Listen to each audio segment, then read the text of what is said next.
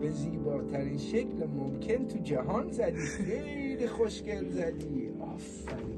آهنگ سختی بود ولی استادا خیلی سخت. ولی عوضش این یه آهنگیه که هر کسی اینو میزنه یه لول نوازندگیش میره بالاتر، یعنی اصلا یه آدم دیگه میشه. آره فوق‌العاده تاثیر